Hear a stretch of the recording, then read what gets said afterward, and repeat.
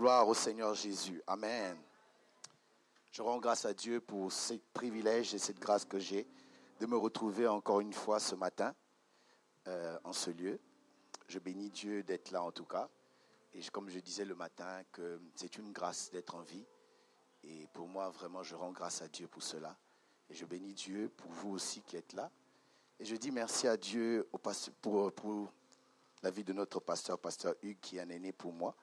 Je disais au premier culte que c'est un homme merveilleux. J'étais venu ici il y a quelques années je veux dire. Il a lancé une parole prophétique qui me suit. C'est le genre de parole prophétique que tu n'as pas envie de fuir. Que ça puisse continuer. Ça peut continuer. Je ne sais pas si vous vous souvenez, je prêchais une veillée ici en 2017. Et puis avant la veillée, il dit, je te vois, l'année qui est en train de venir, Dieu ouvrir les portes. Tu seras invité à gauche et à droite. Effectivement, je suis vraiment invité à gauche et à droite et je ne suis pas fatigué. J'ai envie de continuer toujours. Amen. Vous savez, la parole de Dieu, quand elle sort, elle garde tout un potentiel. Jésus a dit une fois que la lumière soit, jusqu'aujourd'hui, on continue à découvrir les étoiles. Donc, ça veut dire que dans la parole de Dieu, il y a beaucoup de choses. Et je bénis Dieu et je vous envie, vous qui êtes sous ce leadership dans cette église, vous avez un tel homme qui parle et les choses arrivent. Je vous envie. Que Dieu soit loué. Vraiment, je bénis le Seigneur pour sa servante, Maman Solange, la femme de notre pasteur. Est-ce que nous pouvons acclamer le Seigneur pour sa vie? Je lui disais tout à l'heure de ne pas oublier de dire à son mari de rentrer. Parce que là où il est là-bas, c'est vraiment... c'est comme si Dieu habite là-bas. J'ai comme l'impression que quand Dieu disait à Moïse, fais sortir les enfants d'Israël, il voulait les dire, amène-les au Canada. Et lui, il a mal compris. Il était tellement pressé. C'est comme ça, il n'est pas entré. Bon, je fais ma pub. Gloire au Seigneur. Alors, je l'ai fait au premier culte. Avant de prêcher, j'ai une lourde responsabilité de transmettre les salutations de mon ex fiancée qui est devenue ma femme. Pourquoi me regarder comme ça?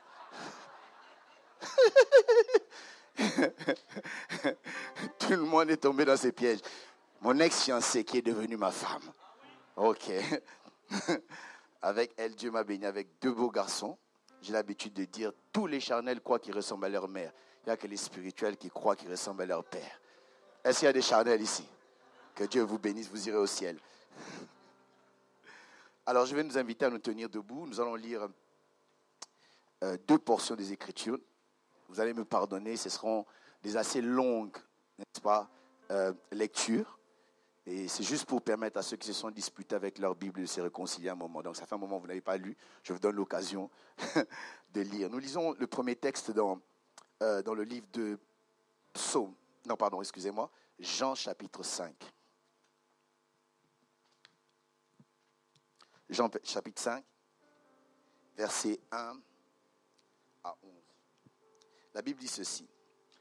Après cela, il y eut une fête des Juifs et Jésus monta à Jérusalem.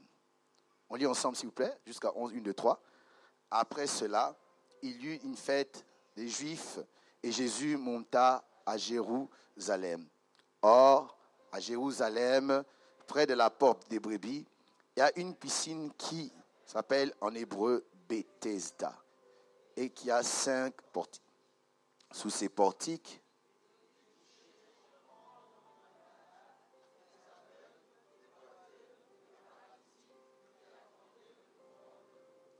car un ange descendait de temps en temps dans la piscine et agitait l'eau. Et celui qui descendait le premier après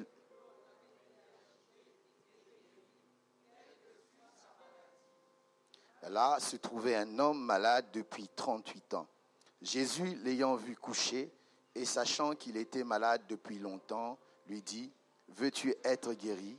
Le malade lui répondit, « Seigneur, je n'ai personne pour me jeter dans la piscine quand l'eau est agitée.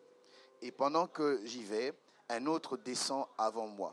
Lève-toi, lui dit Jésus, prends ton lit et marche. » Aussitôt, cet homme fut guéri. Il prit son lit et marcha. C'était un jour de sabbat.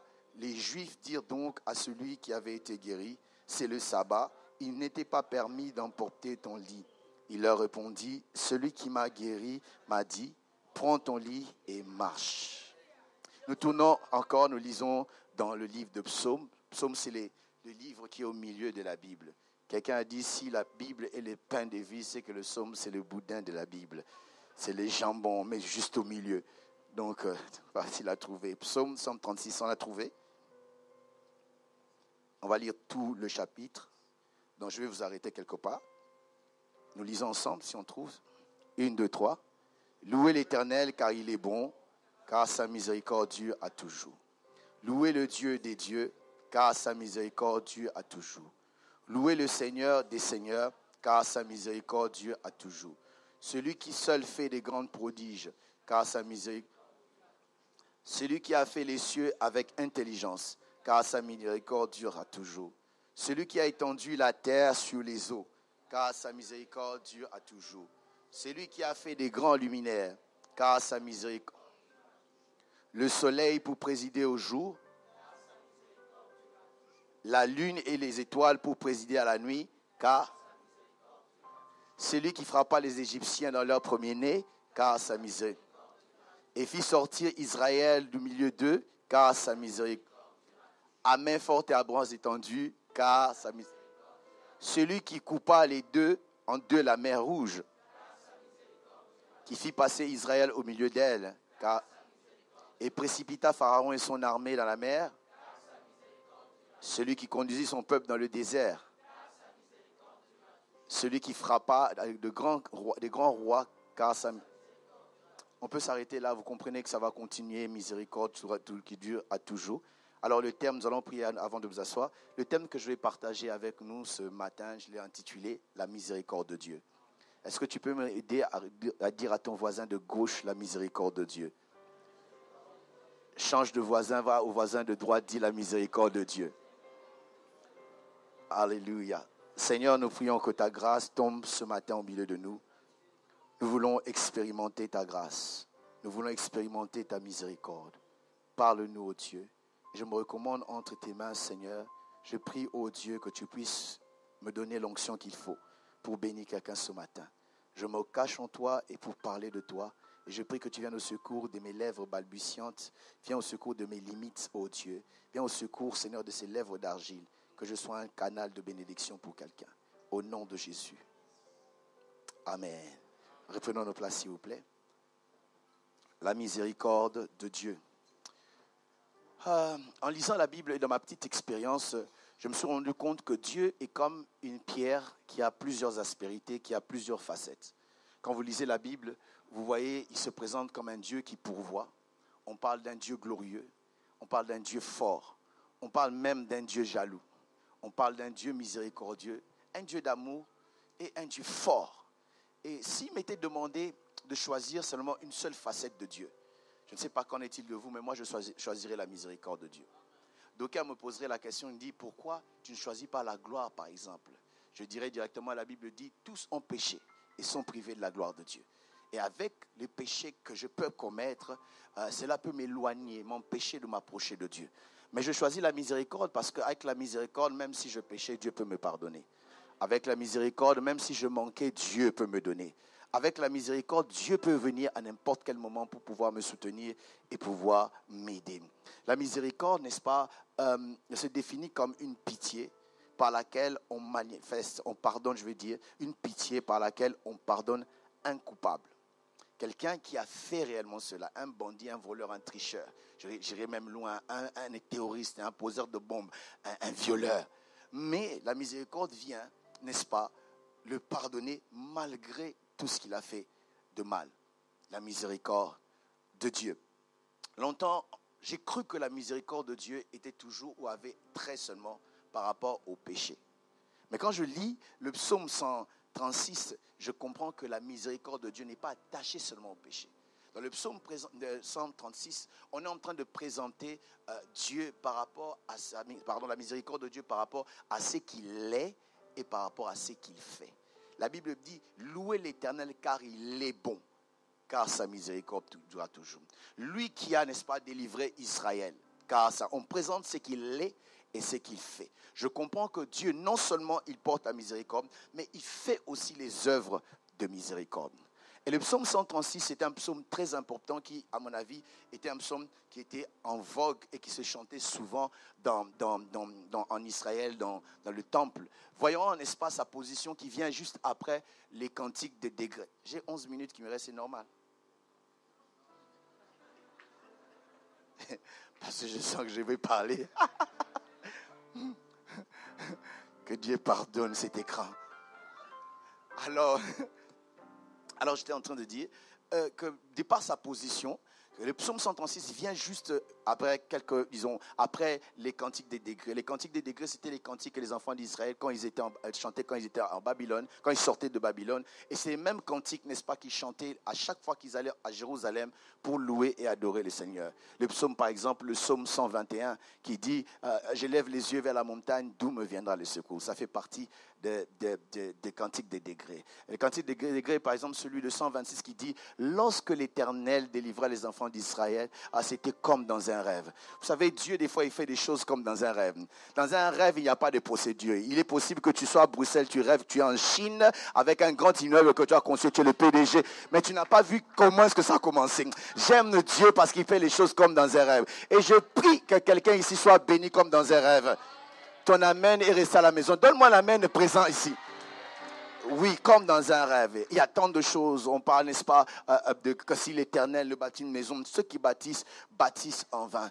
Ils travaillent en vain, ils bâtissent en vain. Et nous voyons que ce psaume était très, très important, qui magnifiait la miséricorde de Dieu, qui montrait, n'est-ce pas, combien Dieu était très, très, très bon. Et quand ils arrivaient, ils chantaient la miséricorde. Écoutez, partout où la miséricorde de Dieu se manifeste, il y a toujours une louange valable. Il y a une adoration vraie, profonde et sincère. Parce qu'on a expérimenté cela. La Bible nous parle dans Jean 8, l'histoire d'une femme, j'en ai parlé un tout petit peu au premier culte. Il y avait une femme qui avait été arrêtée. La Bible dit en flagrant délit adultère. Ça veut dire qu'on est venu trouver avec quelqu'un en train de commettre, n'est-ce pas, l'adultère. Je me pose la question, pourquoi on n'a pas arrêté l'homme, seulement la femme? J'aime cet alléluia-là.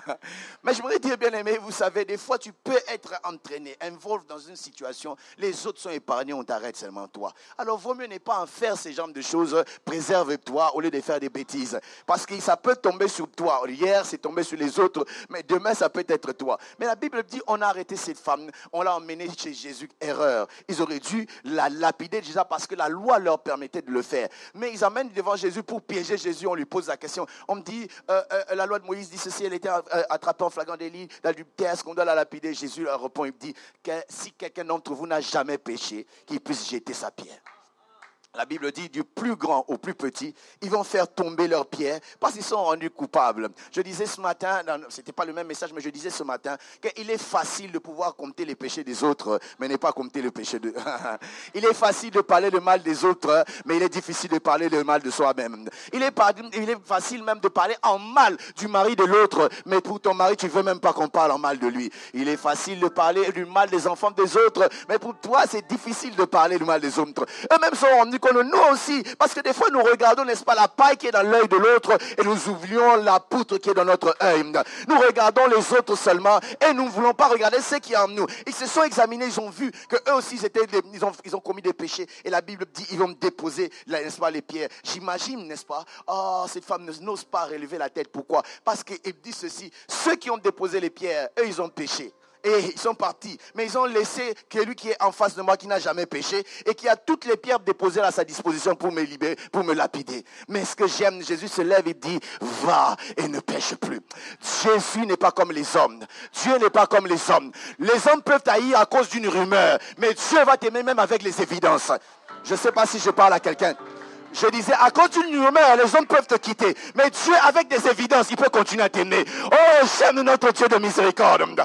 Oh, cette femme a été sauvée parce qu'elle a rencontré un Dieu de miséricorde. Et la Bible me dit, un jour, Jésus était dans une maison en train de manger. Elle n'était pas invitée. Et ce jour-là, elle est entrée en cascade. Elle est entrée avec un parfum. Elle va briser ce parfum. Vous savez, il y a des gens qui louent en jetant les parfums, mais il y en a qui brisent tout. Elle a brisé, n'est-ce pas? Et toute la maison remplie de la louange et de l'adoration, parce qu'il a reconnu que cette personne-là m'a enlevé là où moi je ne pouvais pas aller. Elle m'a, n'est-ce pas, pardonné là où les hommes avaient condamné. Elle m'a pardonné là où les personnes voulaient me tuer. Laissez-moi nous dire, si tu expérimentes la miséricorde de Dieu, tu ne seras pas comme tous les autres. Je regarde les uns et les autres, on ne se comprend pas. Quand les autres viennent, ils dansent, ils chantent, ils se mettent à genoux, ils crient, d'autres nous regardent bizarrement. C'est parce que tu ne comprends pas d'où est-ce que nous venons. Certains d'entre nous ne pouvaient même pas être ici en Belgique. Mais la miséricorde de Dieu t'a emmené. D'autres, la médecine les a condamnés. Ils ne pouvaient pas avoir des enfants. Mais aujourd'hui, ils peuvent porter des enfants par la miséricorde de Dieu. D'autres ne pouvaient pas travailler. Mais la miséricorde, c'est... Oh my God! Nous servons un Dieu de miséricorde. Là où sa miséricorde se manifeste, nous dansons, nous sautons, nous crions, nous chantons, nous acclamons, nous nous mettons à genoux, nous nous levons, nous le faisons. Oh! Même si toi ça te dérange, c'est ton problème. Il y a des gens quand ils nous voient louer, danser, chanter, ils disent vous exagérez. Quand j'exagère, je chante avec ta voix, j'acclame avec tes mains, je me mets à genoux avec tes genoux. Et je dis, si c'est les genoux que Dieu m'a donné, je les mettrai à terre encore. Pour la gloire de celui qui me l'a donné. Parce que ce que j'ai vécu, toi tu ne l'as pas vécu. Les œuvres de miséricorde. Si je ne te parle pas, ne dis rien. Mais si je te parle, dis amen et bien que j'entende. Oh my God. Lorsque nous vivons, nous expérimentons la miséricorde de Dieu. Il y a quelque chose d'extraordinaire qui se passe toujours. Et dans Jean 5 que nous avons lu. Jean 5 vient juste après Jean 4. Où Jésus fait un enseignement magistral sur l'adoration. Il dit que Dieu cherche les vrais adorateurs. Si on parle des vrais adorateurs, s'il y a des faux aussi adorateurs. Parce que l'adorateur, l'adoration, il ne suffit pas de fermer les yeux et de parler bien français, que tu as très d'adorer. Il y a d'autres personnes qui disent des choses qu'ils ont seulement imitées, ils entendent les autres dire, et même quand ils imitent mal. J'ai entendu quelqu'un qui entend dire, Seigneur, tu es l'oignon de Dieu. Il n'est pas l'oignon, il est l'agneau de Dieu. L'agneau de Dieu. Ou j'invoque le fait Déborah, ce n'est pas fait Déborah, fait dévorant. Et parmi nous, il y a aussi des adorateurs qui parlent de prince de la paix, mais tu ne connais même pas les versets qui parlent de ça. Dieu te voit, Dieu te voit. L'adoration, ça n'a rien à voir avec ce qu'on a mémorisé. L'adoration vient quand je dis la révélation de ce Dieu. Je sais qui il est pour moi et je lui dis qui il est pour moi. Pour moi, peut-être je peux lui dire un nom qui n'est pas dans la Bible. Tu es pour moi, n'est-ce pas, un bocal qui me casse. Parce que je sais que je suis bien protégé là. Et c'est ça la véritable adoration. Et maintenant dans le chapitre 4, on dit après cela, n'est-ce pas, il y avait un homme qui était malade dans une piscine appelée Bethesda. Bethesda veut dire maison de miséricorde. Et il y avait un homme qui était là. Et c'était dans quel moment? Moment de fête. Comme je vous ai dit tout à l'heure, les Israélites montaient, n'est-ce pas, chaque année. Il y avait environ 3 fêtes. Il y a 7 grandes fêtes, mais 3 plus grandes fêtes, la fête de Pâques, de Pentecôte et de Tabernacle. Et chaque année, ils devaient monter pour aller adorer le Seigneur. Mais vous savez, des fois, des choses quand nous les faisons par habitude, nous perdons l'essence des choses. Tu fais les choses comme il faut faire. Je vous donne un exemple. Vous rencontrez quelqu'un et dit bonjour, ça va? Il dit oui, ça va et toi? La personne il dit ça va et toi? N'attend même pas la réponse, elle part. Bon, pourquoi tu as dit et toi? En réalité, ce sont des habitudes que nous avons acquises. On vous présente quelqu'un, il dit enchanté. Et Enchanté, il ne te regarde pas. Enchanté veut dire, je suis dans la joie de te connaître. Enchanté. Qu'est-ce que la joie peut s'exprimer comme ça? Donc, ce sont des choses que nous faisons par habitude. Et des fois, à l'église, il se peut que nous puissions commencer à venir à l'église par habitude. Sans attendre, sans adoration. Écoutez, Dieu aussi cherche les adorateurs qui vont bien l'adorer. Il cherche les gens qui vont aussi bien l'adorer. Et dans cette piscine-là, il y avait une loi comme quoi un ange devait descendre. Et l'ange devait secouer l'eau. Et le premier qui était en train de descendre dans l'eau serait guéri. Vous savez, j'ai toujours un problème avec la loi. La loi est bonne, mais elle peut être contraignante et elle peut être discriminatoire. Si par exemple, il y a une loi qui dit tous les hommes seront les premiers à entrer dans la salle, automatiquement, on va discriminer les femmes. Si on disait c'est les femmes, automatiquement, on va discriminer les hommes. La loi, elle peut être bien parce qu'elle régule les choses, comme par exemple le code de la route. Je ne sais pas qu'en est-il de vous. Moi, le pays d'où je viens, heureusement, c'est la RDC. La République démocratique du ciel. Ah ouais. RDC comme royaume des cieux. Il n'y a que les jaloux qui disent rez-de-chaussée. Alors dans mon pays, la loi de conduite n'existe pas. Donc personne, tout le monde conduit comme il veut.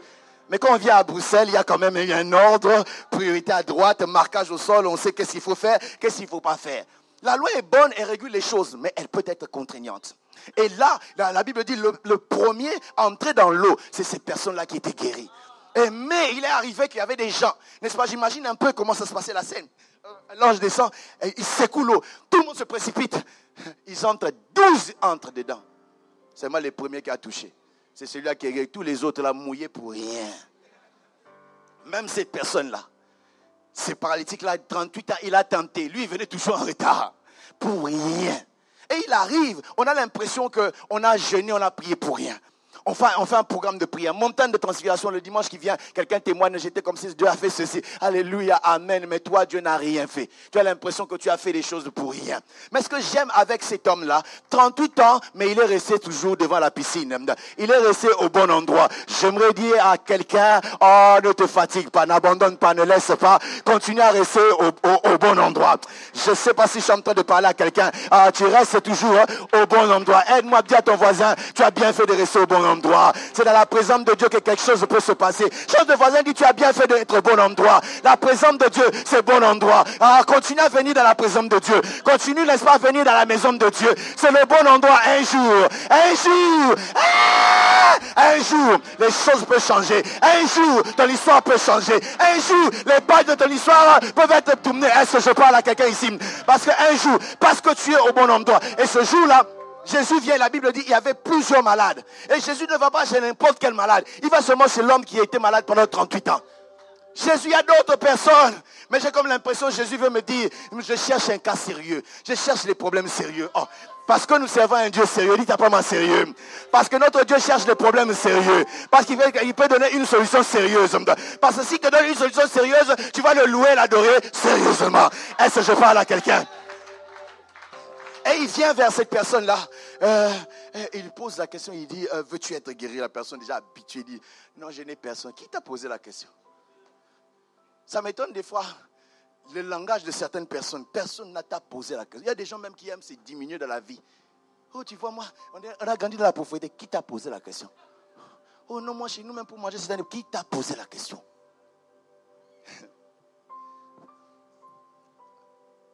Alors, Jésus lui pose la question. Il dit non, je n'ai personne. J'ai un problème avec cette piscine. On appelle ça maison de miséricorde. Mais elle n'a pas besoin, elle ne ressemble pas à la miséricorde. Pourquoi? Parce que la miséricorde sait que tu es coupable. La miséricorde sait que tu ne peux pas. La miséricorde sait que tu es limité. Cette piscine n'allait pas vers les malades, mais les malades devaient venir vers la piscine. Ça, c'est déjà un premier problème. On ne connaissait pas non plus l'horaire de la descente de l'ange. L'ange descendait quand il voulait. À supposer que ce jour-là, tu es malade, tu dis, bon, je vais prendre quelque chose à boire. Tu sors pour prendre quelque chose, tu entends, il était déjà descendu. Ça, c'est quelle miséricorde, tu es condamné. Et troisième chose, c'est que l'ange, quand il descendait, il ne touchait pas les malades. Il touchait l'eau. Et c'est à vous de vous battre. L'ange là, miséricorde, au lieu de guérir tout le monde, lui guérissait tour à tour. Les premiers qui descendaient. J'ai un problème avec ce genre de miséricorde. Les commentateurs de Dieu, de la Bible, vous diront que cet ange-là, ce n'était pas un ange de Dieu. C'est la première fois que tu entends ça. Va faire les recherches, tu comprendras. Je n'ai pas le temps de rester là. Mais c'était trop fort. Et Jésus vient pour exprimer, n'est-ce pas, l'œuvre de miséricorde.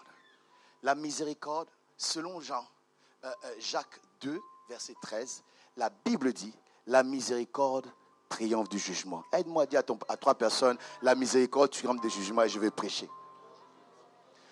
3 personnes disent que la miséricorde de Dieu triomphe du jugement. Non. Toi, tu ne parles pas. Pourquoi? Dis, la miséricorde de Dieu triomphe du jugement. Ça veut dire qu'il faut qu'il y ait une loi, il faut qu'on soit condamné pour que la miséricorde de Dieu agisse. Il faut que nous soyons limités pour que la miséricorde de Dieu puisse agir. Je ne sais pas si vous avez lu comme moi dans Exode, on raconte l'histoire d'un garçon qui a été condamné avant de naître. Il s'appelle Moïse. La Bible dit, tout enfant mâle qui devait naître devait être condamné, devait être tué et jeté dans le fleuve Nil. Et malheureusement, Moïse est né, n'est-ce pas, dans cette période-là. Il était condamné à mort avant d'avoir fait même son premier délit. Parce qu'il y a des condamnations, par rapport à ta peau, tu es déjà condamné. Juste parce que tu es blanc, juste parce que tu es noir, juste parce que tu es jaune directement, dans certains milieux, tu es condamné. Il y a d'autres personnes qui reçoivent des condamnations à cause de leur genre. Les femmes ne font pas ceci. Les femmes, leur place est dans la cuisine. Dans quelle Bible? Bon, en Europe, même les hommes sont dans la cuisine. Les hommes n'ont pas voulu dire Amen. Je ne sais pas où. Mais moi, j'ai dit Amen. Je sais que vous n'avez pas voulu dire Amen en public. Et la vaisselle, là, vous le faites, on le sait. Donc, la place des hommes, c'est aussi où? Dans la cuisine. De toute façon, j'habite pas ici. Même si vous êtes fâchés, je vais partir chez moi. Non, il y avait une loi qui le condamnait avant même qu'il puisse faire. Vous savez, il y a des choses qui te limitent même. Il y a une loi qui n'est pas écrite, mais qui te condamne. La loi, par exemple, de là où tu envoies tes enfants à l'école. Ça dépend de ton salaire. Ton salaire, il y a des écoles où tu sais que tu ne peux même pas oser. Donc, tu es déjà condamné parce que ton salaire te dit, tes enfants ne peuvent pas étudier là. Tu es condamné. Et Moïse était condamné comme ça. Mais la Bible dit, sa mère, je me pose toujours la question, comment elle a fait pour qu'on ne sache pas qu'elle avait un enfant? Mais le jour de la naissance, la Bible dit, elle vit que l'enfant était beau. Juste là, vous savez, les dons peuvent t'aider. La beauté là peut te faire beaucoup de bien. Posez-moi la question, je vais vous dire. Alors, regardez l'enfant qu'il était seulement beau. La Bible dit, il a commencé à protéger l'enfant et à garder l'enfant. Elle a eu pitié de l'enfant. Ça veut dire, malgré la loi, elle a eu quand même pitié de l'enfant. Elle a gardé pendant 3 mois. Et 3 mois après, ma Bible me dit, ne pouvant plus le garder. Ça veut dire, il y a un temps où c'était difficile de le faire. Parce que 3 mois, Moïse a grandi. Elle ne pouvait plus. Là, elle est fâchée. Elle est au bout. Elle se dit, non, je ne peux plus rien faire. Ce que je fais, je vais la mettre, n'est-ce pas, au Nil. On va voir ce qui va lui arriver. D'abord, elle met dans le fleuve Nil. Le fleuve Nil, c'est là où, n'est-ce pas, tous ceux qui étaient égorgés, tués, devaient être jetés. Lui, on ne l'a pas jeté, on l'a posé. Et la Bible dit, elle a mis dans une corbeille enduite de poids et on va le mettre. Le poids, c'est, n'est-ce pas, pour empêcher à ce que l'eau puisse entrer. Si vous regardez le poids, vous le voyez aussi dans Genèse chapitre 6 ou 7. Lorsque Noé a fait l'arche, il a enduit l'arche de poids pour que l'eau ne puisse pas tomber. Lorsqu'il y avait la pluie dans le temps de Noé, tout le monde était condamné dans la pluie. Ceux qui étaient dans l'arche ne pouvaient pas mourir. Ceux qui étaient dans l'arche, lorsque l'eau était en train de monter, eux, ils étaient en train de monter avec la pluie. J'aimerais dire à quelqu'un, lorsque la miséricorde de Dieu se manifeste dans ta vie, ce qui tue les autres ne te tuera pas. Je n'ai pas parlé à tout le monde. Peut-être ici on dira amen bien. Je dis, ce qui fait mal aux autres, toi, ça va être un tremplin pour toi. Ça les détruit, mais toi, ce sera pour, n'est-ce pas, ton élévation. Est-ce que je parle à quelqu'un en ce lieu? Et la Bible dit que Moïse était en train de partir. Sa mère dit, mettons-le dans l'eau, on va voir. Reste là, il dit à sa soeur, reste là pour voir ce qui va lui arriver. En d'autres termes, il était difficile de faire un pronostic sur sa vie. Généralement, vous pouvez regarder la vie de quelqu'un à cause des problèmes, des difficultés dans lesquelles il se retrouve. Difficile de faire un pronostic. Vous entendez seulement quand c'est... Même les gens qui prient, ils ont prié mais ils ne croient pas. Donc, ils ne savent pas. Tu regardes, n'est-ce pas, tu es ici, il te reste peu de temps, tu dois renouveler tes papiers, tu dois faire ceci, mais tu es tellement bloqué, tu ne peux... Et quand on regarde, on dit, une se casse, ça ne sonne pas bien. C'est fini pour toi. On va voir. C'est seulement le temps qui va nous dire ce qui va arriver. Mais pendant eux, ils cherchaient. Elle, plutôt, ils cherchaient à voir qu'est-ce qui va arriver. Dieu était en train de préparer un secours quelque part. J'aimerais dire à quelqu'un, je ne sais pas dans qu'est-ce que tu es en train de te trouver, mais ton secours arrive. J'ai envie de prophétiser dans la vie de quelqu'un, de dire que le secours arrive. Regarde ton voisin, dis de ma part, n'est-ce pas, ton secours arrive. Tu es en train de pleurer pour rien, laisse-moi te dire, ton secours arrive. Tu ne vois pas, mais ton secours arrive. Tu ne le sens pas, mais ton secours arrive. Dieu est en train d'orchestrer les choses. Dieu est en train d'arranger les choses pour venir te secourir. J'imagine, Dieu descend dans la chambre, dans la maison de Pharaon, et dit à la fille de Pharaon, dit, va te laver. Oh, je m'étais déjà lavé. Il dit, va te laver. Bon, entre nous, l'Égypte, c'est la première puissance du monde. Ben, s'il fallait se laver, pourquoi elle ne s'est pas lavée, n'est-ce pas, dans la salle de bain? Ce jour-là, elle a choisi de se laver au fleuve Nil. C'est un fleuve sale. Mais elle a accepté d'aller se laver. Pourquoi? Parce qu'il y avait un Moïse. J'aimerais dire à quelqu'un, il y a des gens dans la vie que tu dois rencontrer. Tu ne sais pas aller vers eux, mais eux, ils viennent vers toi. Je parle. À qui est-ce que je parle? Je dis, ils sont tellement grands, ils sont tellement importants. Toi, tu ne peux pas aller vers ces personnes-là. Mais Dieu va les déplacer pour venir. Ça peut être sur une autoroute, son pneu va crever, Dieu permet que vous rencontriez. Est-ce que je parle à quelqu'un ici? Je dis, est-ce que je parle à quelqu'un? Moïse qui était condamné ne pouvait pas. On raconte l'histoire de cet homme-là, mon Dieu. Cet homme, il s'est méconduit dans la maison de Dieu. Les gens des frères là, quand ils sont bénis, ils commencent à faire n'importe quoi.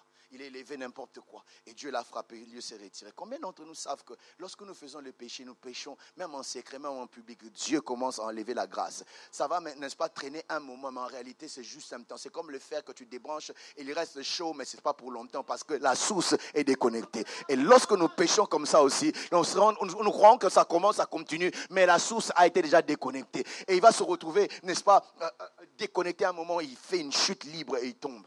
Un jour, dans une réunion comme celle-ci, un homme de Dieu le fait lever. Il dit, Dieu me dit ceci, cela sur toi et tout. Il commence à pleurer. Il dit, tu as commencé à faire de désordre, etc. Merci Seigneur pour la révélation. Et il dit, mais change à partir d'aujourd'hui. Tu as abandonné, tu as fait des grandes affaires, tu avais des grandes dîmes que tu donnais même plus. Et puis, la personne s'est repentie. Et il est resté à la maison. C'était la veille de la rentrée scolaire.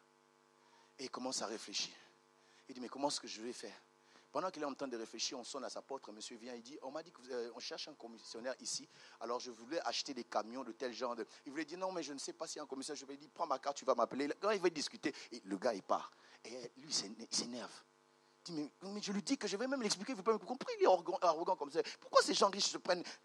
Pendant qu'il est en train de discuter, une autre personne qui sonne, il se fâche encore. Et l'autre personne vient, il dit, excusez-moi, j'ai des voitures à vendre, on m'a dit que vous êtes commissionnaire, je veux bien.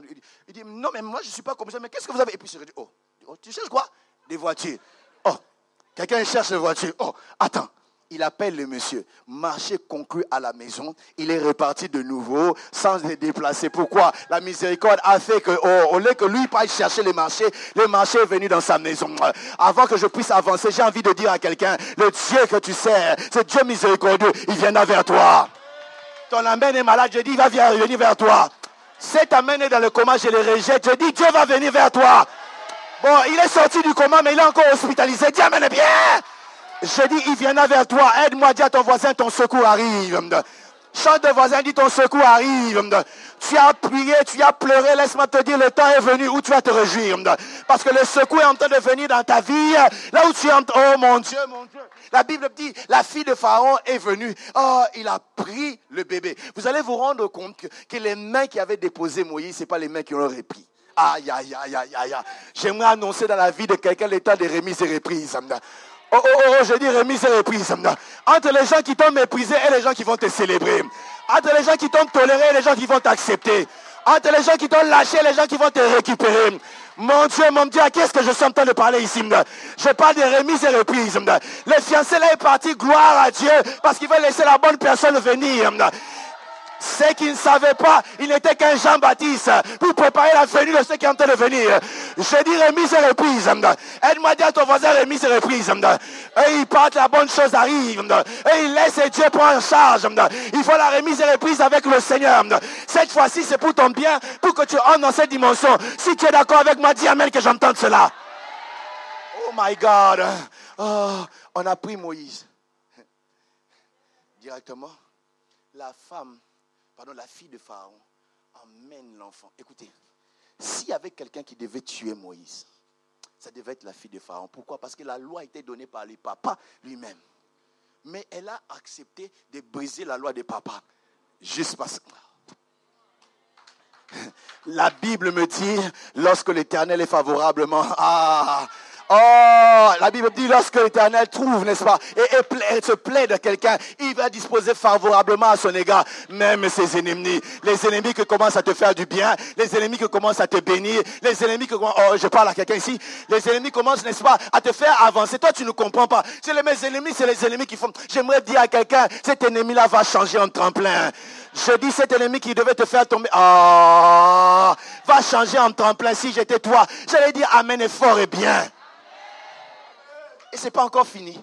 Et la personne qui l'a élevée, la fille de Pharaon, donc Moïse, qui devait être tué par Pharaon, a grandi au frais de Pharaon. Lorsque la miséricorde de Dieu se manifeste dans ta vie, toutes les lois qui te condamnaient ne savent plus te condamner. Ça devient, n'est-ce pas, un avantage pour toi. Est-ce que je parle à quelqu'un? Est-ce que je parle à quelqu'un? J'ai dit, lorsque la miséricorde de Dieu se manifeste en ta faveur, cette miséricorde-là change, n'est-ce pas, la loi à un avantage pour toi. On croyait te stopper. Comme Dieu sait arranger les choses, une histoire m'est venue, je vais essayer de la raconter. J'étais en sixième des humanités, comme on appelle ça chez moi. Donc j'attendais ce qu'on appelle l'examen d'État. Alors les examens d'État chrétiens que je suis, frère en Christ, tout le monde triche. Et moi je ne vais pas tricher. Et des fois dans le cœur, tu as envie de dire, Seigneur, là vraiment c'est l'examen d'État que j'ai triché un peu et tu vas me pardonner. Et ce jour-là, ils ont fait entrer un professeur en classe, habillé en élève. Chez moi, c'est la RDC. Le professeur s'habille en bleu-blanc comme uniforme.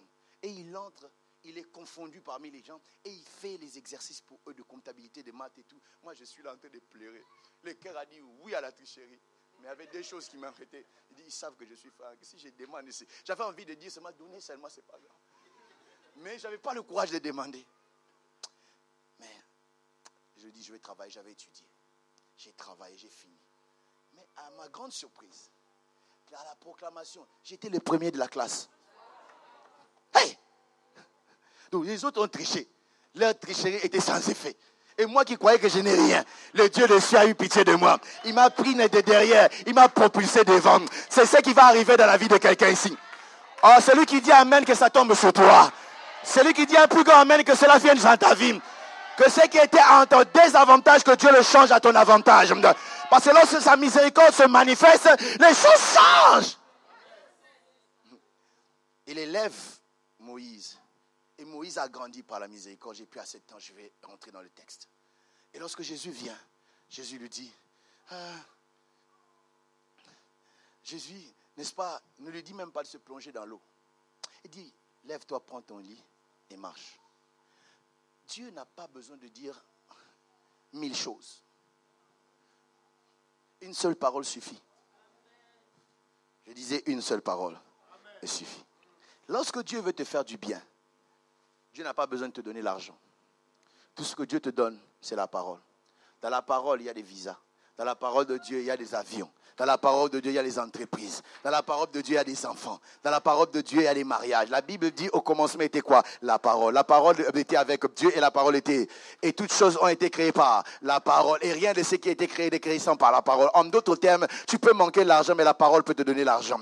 Tu peux manquer les voitures, mais la parole peut t'emmener toutes ces choses. Voilà pourquoi ta priorité ne doit pas être ces choses-là. Ta priorité doit être Dieu. Parce que laissez-moi te dire, aucun montant d'argent ne peut te donner Dieu. Aucune voiture ne peut te donner Dieu.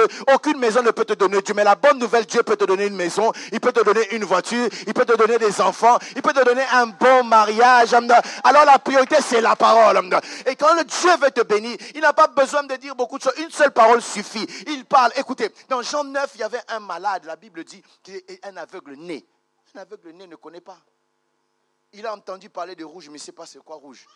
C'est différent des aveugles qu'on voit. Aveugle-né, ça c'est quel courage rouge. Mais comment tu sais tu es né? Mais celui-là, c'était un vrai aveugle-né. Donc, il entend parler d'orange, mais il ne connaît pas. Il entend parler, n'est-ce pas, de noir, mais il ne connaît pas. Et ce jour-là, Jésus dit, il applique la boue, il dit, va te laver au réservoir de Siloé. Seigneur Jésus, comment tu es dur comme ça? Parce que Jésus sait que l'adresse de ton miracle se trouve dans la parole qu'il te donne. Car la parole connaît l'adresse de ton miracle. Et je parle à quelqu'un. Lève-toi, prends ton lit et marche. Aide-moi à dire à ton voisin, lève-toi, prends ton lit et marche. Bouge, ne reste pas sur place. Continue à croire encore. Parce qu'il y a quelque chose devant. Quand il dit, il sait l'accomplir. Oh, la Bible dit, cet homme a pris, n'est-ce pas? Oh, samedi, il va se lever. Vous savez quoi? Les gens qui sont habitués à louer le Seigneur, ils perdent la vitesse. Mais les gens qui sont nouvellement visités par Dieu, c'est eux qui emmènent la vie au milieu de nous. Je disais au premier culte que, regardez, c'est étonnant pour tous ceux qui envient, qui se jalousent et qui veulent se tuer juste parce que l'autre personne est bénie. Si la personne est bénie avant toi, ce n'est pas un problème. Laisse la personne être bénie. Ton tour aussi va arriver. Mais le problème, regardez par exemple dans le temps aujourd'hui. Quelqu'un à une époque, mon père avait une Renault 9 à l'époque. Renault 9, c'était une voiture canon à l'époque. Il avait aussi une Peugeot 504, la voiture de l'Afrique, une voiture canon. Et mon père achetait une Mercedes à l'époque 280 que nous en Afrique on appelait Jimmy Weston. C'était dans ce temps-là. Mais dans ce temps, regarde les Mercedes d'aujourd'hui. Regarde les Renault d'aujourd'hui. Regarde, n'est-ce pas, les Peugeot d'aujourd'hui. Celle-là, elle était canon, mais dans son temps. Maintenant, il y a plus d'options que les autres. La Renault d'aujourd'hui, la Peugeot, la Mercedes d'aujourd'hui ne peut pas tenir. Enfin, je veux dire, celle-là ne peut pas tenir avec celle d'aujourd'hui. En d'autres termes, s'ils sont bénis avant toi, ce n'est pas un problème. Mais le jour où toi, tu seras béni, eux, leur bénédiction va vieillir. Ta bénédiction sera avec de nouvelles options. Est-ce que je parle à quelqu'un? Avec de nouvelles options. Je dis de nouvelles options.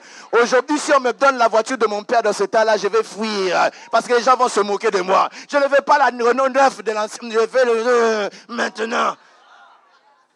Alors, ça ne me dérange pas que les gens soient bénis avant moi.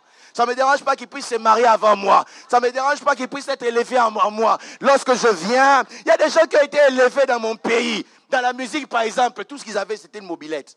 Il a tué les gens, il a rempli les salles, les gens sont morts, mobilette. Vérifiez les informations, je n'ai pas voulu citer les noms. Mais regardez les élévations d'aujourd'hui, ça change. Alors je ne sais pas, je comprends, la Bible dit, la gloire de la seconde maison, elle sera plus grande. Sauf je n'ai pas peur. Soyez bénis, ce n'est pas un problème. Mais il y a une gloire qui arrive, elle est plus forte que celle d'avant. Je dis, elle arrive, elle est plus grande.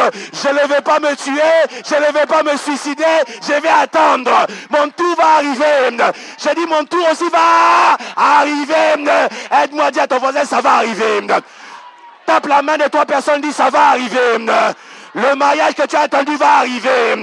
Cette entreprise va arriver. Cette élévation va arriver. Ça va arriver. Ce ministère aussi va arriver. Je dis ça va arriver. Ça viendra en son temps. Et je vois le paralytique de 38 ans prendre, n'est-ce pas, son lit comme un trophée. Un jour de sabbat. Mais il est en train de louer avec quelque chose. Il a un trophée. Vous n'avez rien à présenter, mais j'ai un témoignage.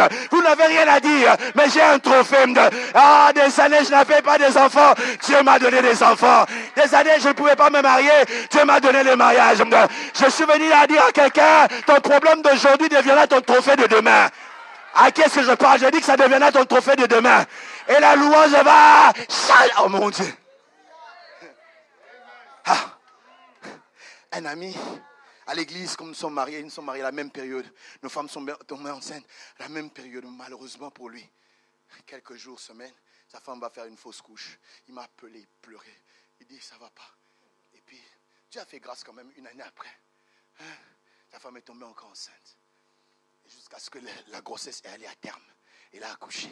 Et ce jour-là, je me souviens, c'est moi qui étais en train de prier pour commencer le culte. Tout le monde entrait comme d'habitude dans la salle pour louer. Mais quand lui, il était en train d'entrer, il a commencé à danser avant de venir. Avant même que les choses brillent comme... Je vois quelqu'un, tu vas danser les danses que tu n'as pas apprises. Tu vas danser, n'est-ce pas, ne pas suivre la chorale. Parce que toi, tu as vécu la miséricorde de Dieu. Une louange, est-ce que je parle à quelqu'un? Si je te parle, lève ta main après moi, dis après moi. Yeah! J'ai dit que les choses sont en train de changer. Ma louange sera différente. Ma louange sera puissante. Ma louange aura des preuves. Je vois quelqu'un entrer dans cette maison avec un témoignage. Je bénis Dieu parce que tu vas témoigner la grandeur. J'ai dit, tu vas parler de la part du Seigneur. Pourquoi? La miséricorde dure à toujours. Si ça dépendait que du monde, je ne serais pas marié. Si ça dépendait que du monde, je n'aurais pas des enfants. Si ça dépendait du monde, je n'aurais pas travaillé. Mais sa miséricorde durera toujours. Est-ce que tu t'es rendu à compte? Ce n'est pas une miséricorde du passé. Ça dure toujours. Ça veut dire, s'il a fait hier, il peut le faire aujourd'hui. J'aimerais dire à quelqu'un, parce que sa miséricorde est encore disponible.